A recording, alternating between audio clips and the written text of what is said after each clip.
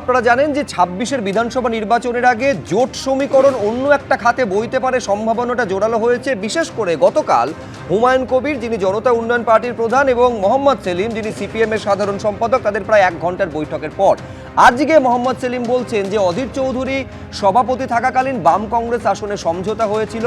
বর্তমানে যিনি প্রদেশ কংগ্রেসের সভাপতি শুভঙ্কর সরকার, তৃণমূলের প্রতি তার বেশি দরদ রয়েছে। আমি শুরুতে একবার দেখাবো ঠিক কি বলেছেন মোহাম্মদ সেলিম, তারপর আমি আলোচনায় আসছি। দেখুন, অধীর চৌধুরী যখন সভাপতি ছিলেন তখন বামপন্থীদের সঙ্গে আসন সমঝোতা হয়েছিল। এখন যিনি সভাপতি হয়েছেন শুভঙ্কর বাবু, তার তৃণমূলের প্রতি একটু বেশি দরদ আছে বলে মনে হয়, বা তিনি নিজে সিদ্ধান্ত নিতে পারেন না। এআইসিসি কী করবে তার জন্য অপেক্ষা করছেন। তো সিপিএম বা বামফ্রন্ট দীর্ঘদিন অপেক্ষা করে থাকতে পারে না। আমরা বলছি বামপন্থীদের মধ্যে আসন সমঝোতা হচ্ছে, তারপর আমরা এখন লড়াইয়ের ময়দানে নেমে গেছি। এই আজকে পান্ডুয়াতে কর্মী সভা করছি, বুথ কনভেনারদের মিটিং করছি। আমরা কারোর জন্য অপেক্ষা করে থাকবো না, বসে থাকবো। কংগ্রেসকে ঠিক করতে হবে সে বিজেপির সঙ্গে যাবে না তৃণমূলের সঙ্গে যাবে না বামেদের সঙ্গে যাবে। তো বাংলার মানুষ চাইছে বিজেপি তৃণমূলের বিরুদ্ধে সবাই একসঙ্গে হোক। সেটা শুভঙ্করবাবু যদি না চান আর অধীরবাবু যদি চান, সেটা তাদের দলের সমস্যা। সেটা কি কংগ্রেসকে ছাড়াই হবে? আমি তো তাই বলেছি, কংগ্রেস দলকে সিদ্ধান্ত নিতে হবে। আমি তো কাউকে ছাড়ছি না, আমি তো কাউকে পায়া করতে পারবো না। আমরা পরিষ্কার বলেছি, আগে অবস্থান পরিষ্কার করতে হবে যে আমরা বিজেপি এবং তৃণমূলের বিরুদ্ধে। সেটা এখনও শুভঙ্করবাবু বলতে পারছেন না। উনি ওজন করে দেখছেন তৃণমূলের সঙ্গে গেলে লাভ, না বিজেপির সঙ্গে গেলে লাভ, না তৃণমূলের কংগ্রেসের সঙ্গে গেলে লাভ, বা সিপিএমের সঙ্গে গেলে লাভ। রাজনীতি এরকমভাবে হয় না, নিজের স্পষ্ট ভূমিকা নিতে হয়।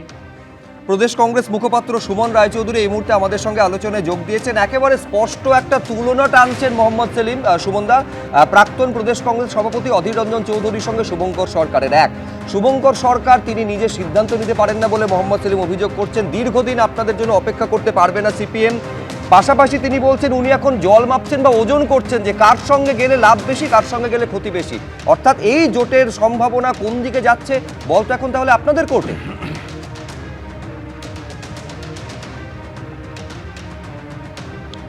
দেখুন, আমি এরকম শুনিনি যে মোহাম্মদ সেলিম প্রফেসর ছিলেন এবং শুভঙ্কর সরকার ওনার ক্লাসের ছাত্র ছিল, তাই শুভঙ্কর সরকার সিদ্ধান্ত নিতে পারেন কি না পারেন সেটা সেলিম সাহেব সংবাদ মাধ্যমের সামনে বলছেন।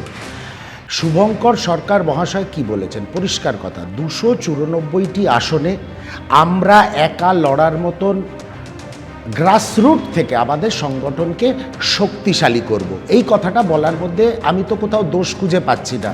আরে রাজনীতি হচ্ছে সম্ভাবনার শিল্প। দুদিন পরে আমরা যে একা লড়বো না তারও কোনো গ্যারান্টি নেই, আমরা যে বামেদের সঙ্গে একসঙ্গে লড়বো না তারও কোনো গ্যারান্টি নেই। বিষয়টা হচ্ছে বা আমরা যার হাত ধরবো সেও তো চাইবে একটা শক্ত হাতকে ধরতে।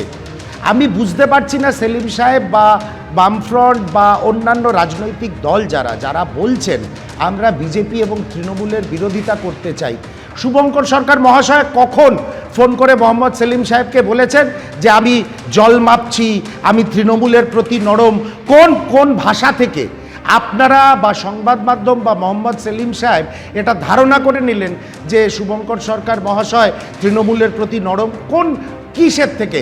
কোন তৃণমূল বিরোধী আন্দোলন যেখানে তৃণমূল দুর্নীতি করছে, যেখানে মানুষের ওপরে অত্যাচার হচ্ছে, সেখানে শুভঙ্কর সরকারের নেতৃত্বে কংগ্রেসের প্রতিনিধি দল বা কংগ্রেসের আন্দোলনকে এবিপি আনন্দ দেখতে পাচ্ছে না বা মোহাম্মদ সেলিম দেখতে পাচ্ছে না? আপনারা তো সবচেয়ে বেশি দেখান, সবচেয়ে বেশি দেখান। আমি বলছি সুমনদা, যে একটা সম্ভাব্য জোটের যে একটা চেয়ার তৈরি করার চেষ্টা করা হচ্ছে তার 3টে পায়ার, একটা যদি লেফট হয়, একটা যদি জেইউপি মানে হুমায়ুন কবির এবং একটা যদি আইএসএফ হয়, চতুর্থ পায়াটা কংগ্রেস হবে কিনা?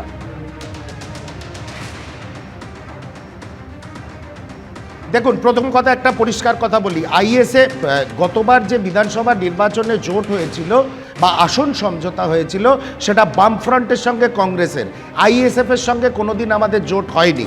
বামফ্রন্ট আইএসএফ লড়ে থাকলে বামফ্রন্ট তাদের তরফ থেকে আসন ছেড়েছে, নাম্বার 1। নাম্বার 2 হচ্ছে হুমায়ুন কবির সম্বন্ধে আপনি যদি প্রশ্ন করেন, দেখুন আমি ব্যক্তিগত স্তরে কখনো ব্যক্তি আক্রমণ করা পছন্দ করি না।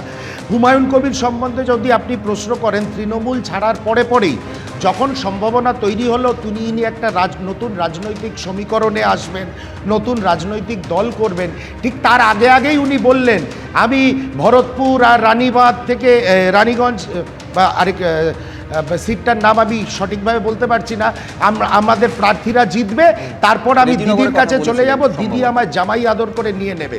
যার প্রথমেই স্টেটমেন্ট এই হয়, হ্যাঁ, যার প্রথমেই এই স্টেটমেন্ট হয়, তার সঙ্গে যদি কোনো দায়িত্বশীল রাজনৈতিক দল বৈঠক করে সেটা তাদের ব্যাপার।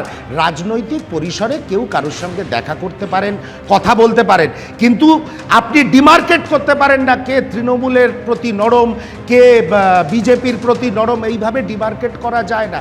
এক একজনের কথার থ্রোয়িং এক এক রকম, স্টাইল অফ টকিং এক এক রকম। আমি শ্রদ্ধার সঙ্গে বলছি, কারণ আমার বহু ব্যক্তিগত স্তরেও আমার বহু বন্ধুবান্ধব রয়েছেন ওনাদের দলে এবং বামফ্রন্টের মধ্যে। এই ধরনের আক্রমণ, এটাকে আমি আক্রমণই ধরবো, এটা বোধহয় সমীচীন না। এতে কি আপনি মনে করেন আগামী দিনে যদি কোনো বিরোধী সমীকরণ তৈরি হওয়ার সুযোগ থাকে সেটা মজবুত হচ্ছে? এই ধরনের কথা বলে কি মজবুত হয় কোনো জিনিস? সব রকম সম্ভাবনার দিকই সুমন রায়চৌধুরী খোলা রয়েছে এইটা বলছেন, এবং এখনো পর্যন্ত যেটা বলছেন যে হাতটা ধরবো সেই হাতটাও তো শক্ত হতে হবে। অত্যন্ত ইঙ্গিতপূর্ণ মন্তব্য নিঃসন্দেহে প্রদেশ কংগ্রেস মুখপাত্রর। দেখুন, দুটো আসনের কথা বলেছিলেন, আমি মনে করিয়ে দিই, হুমায়ুন কবির, একটা রেজিনগর এবং আর একটা ভরতপুর। হুমায়ুন কবির যেটা বলছেন, কিছুক্ষণ আগে আপনাদের মোহাম্মদ সেলিমের বক্তব্য শোনালাম, হুমায়ুন কবিরের বক্তব্যের মধ্যে কোনো ফারাক আছে কি? একবার শুনে দেখুন তো। বৈঠক হয়েছে, সদার্থক বৈঠক হয়েছে। আমার বিশ্বাস এই যে তুলাবাজের সরকার, দুর্নীতিগ্রস্ত যে সরকারটা প্রতিষ্ঠিত হয়েছে, এটাকে ক্ষমতাচ্যুত করার আমাদের যে উদ্দেশ্য, সেটা আগামী দিনে বিজেপি আর তৃণমূল এই দুটো দল বাদ দিয়ে আমরা সবাই ঐক্যবদ্ধ হতে চাইছি। কিন্তু কংগ্রেসকে নিয়ে একটু সমস্যা আছে, সেটা হচ্ছে কংগ্রেসের রাজ্য নেতাদের কোনো কথা চলে না। এদের দিল্লির নেতারা, রাহুল গান্ধীরা বা দিল্লির যারা স্ক্রিনিং কমিটি আছে, সেই কমিটির নেতারা যা বলবে তার বাইরে এদের কিছু হবে না। আমি রাজ্যের যারা নেতা আছে, রাজ্যের যারা মানে তৃণমূলকে সরাতে চাই, ক্ষমতাচ্যুত করতে চাই, এবং বিজেপিকে যারা রুখতে চায়, তাদের সঙ্গে এইসব ভাবাপন্ন মানুষদের সঙ্গে একটা সমঝোতা বা জোট সেটা হওয়ার প্রবল সম্ভাবনা তৈরি হয়েছে। না, একটা জায়গায় প্রদেশ কংগ্রেস মুখপাত্র সঠিক বলেছেন যে রাজনীতির সম্ভাবনা শিল্প। বৈশ্বনাথদা, এই সম্ভাবনা যদি শেষ পর্যন্ত বাস্তবায়িত হয়, যে একটা সত্যি বৃহত্তর জোট তৈরি হলো, যেখানে কংগ্রেস থাকলো, যেখানে বামেরা থাকলো, যেখানে জেইউপি থাকলো, যেখানে আইএসএফ থাকলো, আমি বলছি এক তো হচ্ছে যে 30% সংখ্যালঘু ভোটে একটা বড় থাবা বসাতে পারে এই জোট, একটা সম্ভাবনা, এবং সেক্ষেত্রে তো আমি বলছি অপোজিশন যদি ইউনাইটেড হয়, সব থেকে বেশি ক্ষতি তো শাসক দলের। কালকে একটা বিলাসবহুল হোটেলে কাগজে দেখছিলাম যে ওনাদের দুজন সর্বহারার বাবা, মানে নেতা আর গরিবের বাবা মা, সেলিম গিয়ে ওখানে মিটিং করলেন হুমায়ুনের সাথে। তো যাই হোক, বিলাসবহুল হোটেলে মিটিং করে ওনারা তৃণমূলের বিরুদ্ধে পরিকল্পনা করছেন। লাভ হবে না কিছু। গতবারে ব্রিগেডে মনে আছে, ওই আব্বাস সিদ্দিকি বক্তৃতা দিয়ে বলেছিল 0 করে দেবো, তারপরে তো বামফ্রন্টই 0 হয়ে গেল, কংগ্রেসও 0 হয়ে গেল, আব্বাস একটা সিট পেয়েছিল। 3% 4% ভোট আপনি বলছেন এরা ডিস্টার্ব করবে, যদি করতে পারে দেখি। অত সহজ না। আমরা 365 দিন মানুষের সঙ্গে থাকি, এত প্রকল্প, এত মানুষ এখানে উপকার, তার পাশে থাকা মানুষ দৈনন্দিন অভিজ্ঞতা থেকে তো বিবেচনা করবে। এই ধর্মের ভিত্তিতে, ভাষার ভিত্তিতে এই যে ভাগাভাগির রাজনীতি বিজেপি করছে, তাতে মনে হয় যারা সমস্ত বাংলার মানুষ, যারা মমতা বন্দ্যোপাধ্যায়কে দেখেছেন, কোষ্ঠী পাথরে যাচাই করেছেন, 3বার মমতা ব্যানার্জি যেখানে জিতেছে, সেখানে বাংলার মানুষ মমতাদির সঙ্গে থাকবে। কারণ মমতা ব্যানার্জি দুর্বল হলে বাংলা দুর্বল হবে, আর মমতা ব্যানার্জি শক্তিশালী হলে বাংলা শক্তিশালী হবে। বাঙালিরা কোনো জায়গায় মার খেলে মমতা ব্যানার্জি হলো সবচেয়ে জোরালো কণ্ঠ সে ভারতবর্ষের মধ্যে, যে যারা তিনি কথা বলেন। ওরা তো আমাদের জলের লাইন কেটে দিয়েছে। অন্তঃসত্ত্বা মহিলা সোনালী বিবিকে বিজেপি বাংলাদেশের জেলে পাঠিয়ে দিয়েছিল, তাও মমতা বন্দ্যোপাধ্যায়ের সরকার, মমতা বন্দ্যোপাধ্যায়ের সে ব্যবস্থা নিয়েছেন, সে মামলা করেছেন, হাইকোর্ট হয়েছে, সুপ্রিম কোর্ট হয়েছে। সবটাই তো দেখছে বাংলার মানুষ, যে কে বাংলার মানুষের সঙ্গে আছে। সো মমতা বন্দ্যোপাধ্যায়কে এই খুচরো নেতা বিলাসবহুল হোটেলে মিটিং করে খুব কিছু করতে পারবে। আমি বলছি নিঃসন্দেহে খুচরো মিটিং বলছেন, কিন্তু এই মিটিংটা এই মুহূর্তে বঙ্গ রাজনীতিতে একটা আলোড়ন তৈরি করেছে, যাকে আবার কটাক্ষ করছেন কুণাল ঘোষ। দেখুন কি বলছেন। কোন হোটেলে গিয়ে, যেখানে আবার বিজেপির নেতারা সব ওঠেন, বিজেপির নেতারা থাকেন, বিজেপির নেতারা বৈঠক করেন, খাওয়া দাওয়া করেন, সেখানে গিয়ে হুমায়ুন কবিরের সঙ্গে বৈঠক করেছেন মোহাম্মদ সেলিম। তো মোহাম্মদ সেলিমের আচরণ রাজনৈতিক দেউলিয়া ভিক্ষাপাত্র হাতে এখন হোটেলে হোটেলে ঘুরে বেড়াবার সংস্কৃতিতে গিয়ে সিপিএম দাঁড়িয়েছে। তো মুরদ নেই, 34 বছর নাকি ক্ষমতায় ছিল। সিপিএম তো একা লড়ে না, বামফ্রন্ট অনেকগুলো দল মিলে লড়ে। তো বামফ্রন্টের মুরদ নেই এই মোহাম্মদ সেলিমের নেতৃত্বে 294টা সিট লড়ার। কখনো কংগ্রেসের পায়ে ধরতে যায়, কংগ্রেসকে এসো এসো এসো এসো, কখনো নওশাদ সিদ্দিকীর পায়ে ধরে। এখন হোটেলে গিয়ে হুমায়ুন কবিরের সঙ্গে আমরা শুনলাম নাকি বলেছেন মন বুঝতে গেছিলেন।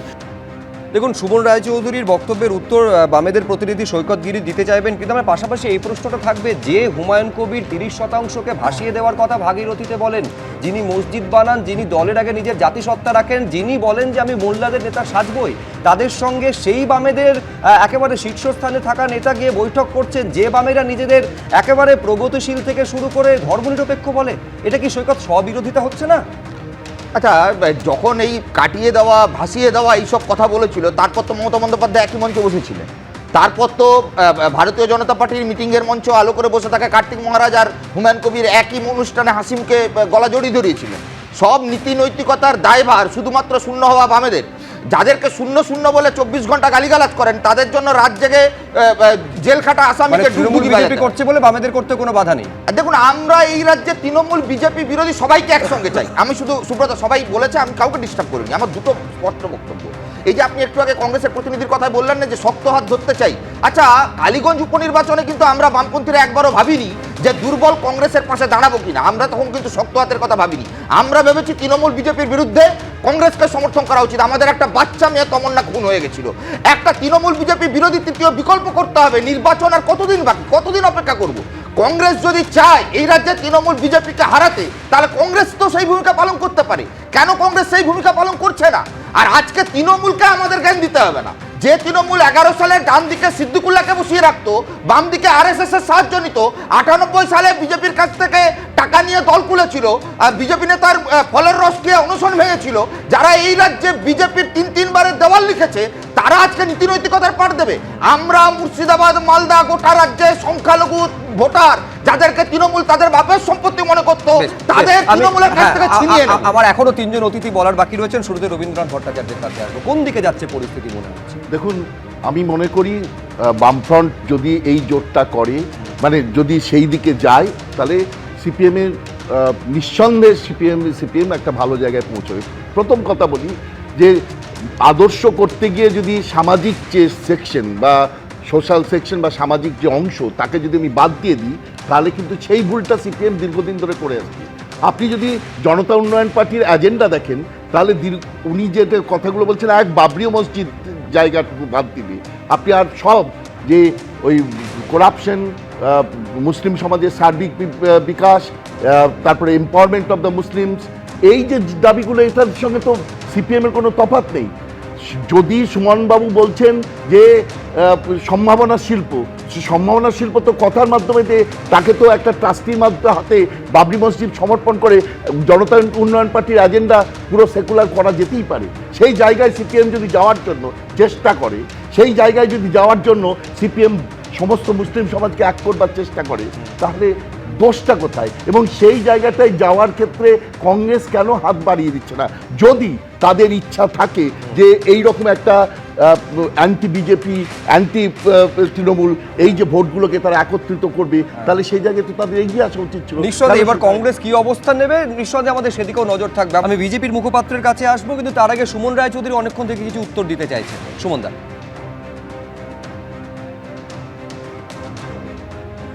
আমি ছোট্ট করে বলছি, এখানে বামফ্রন্টের প্রতিনিধি সৈকত গিরি রয়েছেন, উনি তামান্নার কথা বলছিলেন। আজ সকালেও কেউ একজন মন্তব্য করেছে, তামান্নার পরিবার ক্ষতিগ্রস্ত হয়েছে, কংগ্রেস প্রার্থীর হয়ে কাজ করে। খুব আমরা অ্যাকসেপ্ট করি এবং আমরা সমবেদনা জানাই, ধন্যবাদ জানাই ওই পরিবারকে। কিন্তু দুঃখের কথা কি জানেন তো, তামান্নার যখন পোস্টমর্টেম হচ্ছিল, শুভঙ্কর সরকার ছাড়া অন্য কোনো জোটসঙ্গীর শীর্ষ নেতৃত্বকে আমরা খুঁজে পাইনি। যখন মাটি দেওয়া হচ্ছিল, কোনো জোটসঙ্গীর কোনো শীর্ষ নেতৃত্বকে খুঁজে পাইনি। সেই জন্য কোনো বিশেষ করে একটা শিশু কন্যার মৃত্যুকে রাজনৈতিক পরিসরে আসাটা ঠিক নয়। শেষ করে নি, শেষ করে নি। জাতীয় দাবিতে আন্দোলন একবারও হয়েছে? সুমনদা কে শেষ করে কার দিন। সঙ্গে কোনো সিনিয়র, আরে ভাই, আরে উত্তরটা দিতে হবে, উত্তরটা দে, আমি দূরে বসে আছি। আর রবীন্দ্রনাথ দাকে বলি, কে কার সঙ্গে দেখা করবেন, কোন হোটেলে দেখা করবেন, কংগ্রেসের কোনো মাথা ব্যথা নেই। রাজনৈতিক পরিসরে সবাই সবার সঙ্গে রাজনৈতিক আলোচনা হ্যাঁ, কিন্তু করতে জোটটা পারে। নিয়ে কতটা মাথা ব্যথা আছে সেটা কিন্তু প্রশ্ন, কারণ জোটের ভবিষ্যৎটা তার উপরে নির্ভর করছে। এখন এই জোট যদি শেষ পর্যন্ত না হয় বা তরুণ, তার মানে অপোজিশন ভোট ডিভাইডেড হয়ে গেলে লাভ তো না, তৃণমূল কংগ্রেসের। আমি তো খুব মজা দেখছিলাম, পপকর্ন মিস করছিলাম।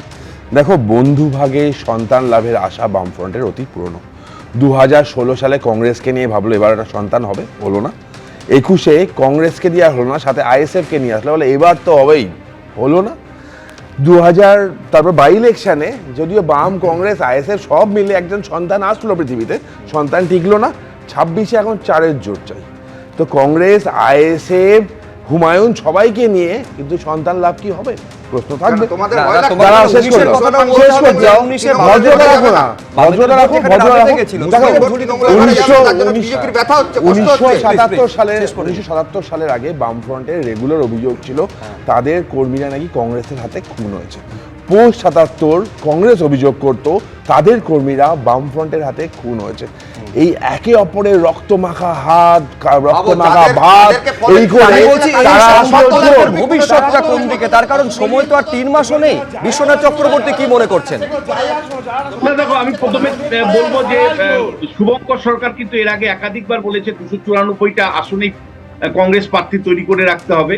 দ্বিতীয়, যেটা গত 3-4 মাস ধরে যদি তুমি লাগাতার দেখো, তাহলে রাহুল গান্ধী মানে কংগ্রেস ওয়ার্কিং কমিটি কখনোই এ রাজ্যের রাজনীতি নিয়ে একটি কথাও বলেনি। মমতা বন্দ্যোপাধ্যায় যখন বিপাকে তখনও একটি কথাও বলেনি। ফলে জোট ধর্ম পালন করে রাহুল মমতার সমবাদ মানে একই রকম বার্তা দিয়েছে বলা যায়। আর থার্ড যে বিষয়টা সেটা হলো যে দেখো, মানে নির্বাচন খুব কাছে, আর কয়েক মাসের মধ্যেই নির্বাচন। যৌথভাবে আন্দোলন করে জোটটা গড়ে তুলতে পারত, সেই উদ্যোগ কিন্তু না শুভঙ্কর সরকার নিয়েছে, না মোহাম্মদ সেলিম নিয়েছে। কিন্তু ফাইনালি যে কথাটা বলতে চাই, আমি এতদিন তোমার স্টুডিওতে বিশ্লেষণ করেছি যে মধ্যবিত্ত মুসলিম সমাজের একটা চাহিদা আছে যে তাদের উন্নয়নের প্রশ্নে, তাদের শিক্ষা স্বাস্থ্যের প্রশ্নে একটা আলাদা রাজনৈতিক দল তৈরি করা, যেমন করে ইউডিএফ আসামে আছে, মুসলিম লীগ কেরালায় আছে, সেরকম একটা স্বাধীন ভাবে তারা দল তৈরি করতে চাইছে। যদি হুমায়ুন কবির সমস্ত রাজনৈতিক দলগুলোকে সঙ্গে নেয়, তাতে তাদের আদতে কোনো লাভ হবে কিনা সেই অঙ্ক আমি এখনো কষিনি। আমি যদি কখনো কষি তাহলে নিশ্চয়ই বলবো। আপাতত বলবো, যদি এককভাবে চলে তার রাজনীতি একরকম, যদি জোটভাবে চলে তার রাজনীতি আরেক রকম হবে। ফলে জোট হলেই 2 আর 2 4 হবে এটা বলা যায় না। আবার মানে এককভাবে থাকলেই দেশের মানে প্রভাব বিস্তার করতে পারবে না এটাও বলা যায় না। ফলে এইটা আমি তোমাকে পরিষ্কার করে বলতে চাই, মধ্যবিত্ত মুসলিম সমাজের মধ্যে একটা আকাঙ্ক্ষা আছে তাদের নিজস্ব পরিচিতি, নিজস্ব রাজনৈতিক দল নিয়ে। যদি হিন্দুদের নিয়ে বিজেপি রাজনীতি করতে পারে, দল তৈরি করতে পারে, তাহলে মুসলমানদেরকে নিয়ে কেন জনতা উন্নয়ন পার্টি তৈরি করতে পারবে না হুমায়ুন কবির? এটা কিন্তু সাধারণভাবে হিন্দু সমাজের মানে মুসলিম সমাজের বক্তব্য। সেই মুসলিম সমাজের দল জনতা উন্নয়ন পার্টি তখন আরো 5টা দলের সাথে যুক্ত হবে। ধর্মের ওপর ভিত্তি করে রাজনীতি করা এটা বাংলার মানুষ অ্যাকসেপ্ট করবে না, অ্যাকসেপ্ট করবে না, বাঙালিরা অ্যাকসেপ্ট করবে না। বাঙালিরা কালচারালি হাই, বাঙালিরা আরে রবীন্দ্রনাথকে কি বললেন? কালকে রবীন্দ্রনাথকে বলছে জাতীয় পুরো জাতীয় কবি। আরে স্বীকার করছেন কেন? ঈদের দিন কেন মাথায় কাপড় আরে দেয়? কালকে কেন মুখ্যমন্ত্রী বিজেপি সর্বভারতীয় সভাপতি এসে রবীন্দ্রনাথকে বলছে, রবীন্দ্রনাথ ঠাকুরকে বলছে নোবেল শান্তি পুরস্কার পেয়েছে। এরপরেও বিজেপি সৈকত প্লিজ, বিশ্বনাথ চট্টোপাধ্যায় থামালাম, তরুণ তিওয়ারি সময় শেষ। এই হুমায়ুন আর সেলিম বাবুর এই মানে বামেদের জোটটা 100% হালাল জোট হচ্ছে। এদের ইনকিলাব জিন্দাবাদ হবে না, ইনকিলাব নারায়ে তাকবীর হবে। মুসলিম লীগের পার্টি, মুসলিমদের পার্টি, 30% পার্টি। এখন এই জোট নিয়ে যাবতীয় জল্পনা চলছে, সম্ভাবনার কথা বলা হচ্ছে। এখন এই জোট শেষ পর্যন্ত কোন দিকে বাস্তবায়িত হয়, সেই বাস্তবায়নের পথে আলটিমেটলি বাস্তবায়িত হলে সেখানে কংগ্রেস থাকবে কি না থাকবে, এ তো তাদেরই সিদ্ধান্ত নিতে হবে। সেই সিদ্ধান্ত কতদিনে নেওয়া হয় সেদিকে আমাদের নজর থাকবে। আপাতত আলোচনা এই পর্যন্ত।